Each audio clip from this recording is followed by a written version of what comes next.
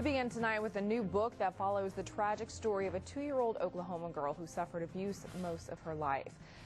This week, the little girl's mother goes back to court asking for a new trial. News on 6 reporter Dan Bewley talked with the authors and explained why they say the state should shoulder some of the blame in tonight's top story.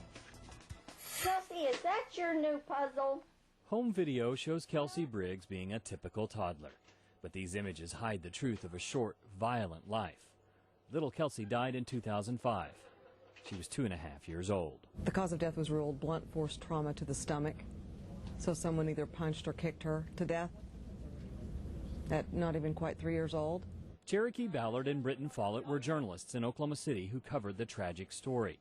They've co-authored a book trying to get to the bottom of the mystery. Who killed Kelsey? That's a tough question.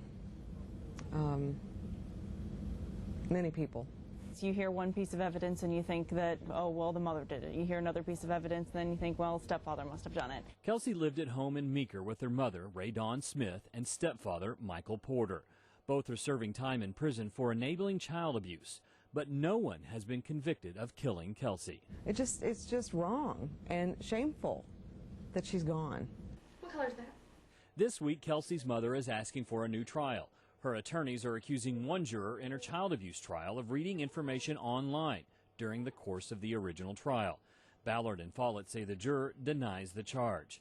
The authors also say their book details 10 months of documented child abuse against Kelsey, a broken collarbone, bruises, and at one point both legs broken at the same time.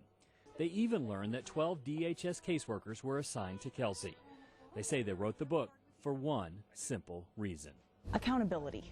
As for the question everyone wants answered, who killed Kelsey, the authors say it goes beyond the mother and stepfather and falls on the system. The child was in state custody at the time of her death, and to a certain extent, the state of Oklahoma is responsible for failing to protect Kelsey. Who Killed Kelsey can be purchased here in Tulsa at Steve's Sundry or at the author's website. You can click on newson6.com and look for the web version of this story, where we have provided a link. In Tulsa, Dan Bewley, the News on 6.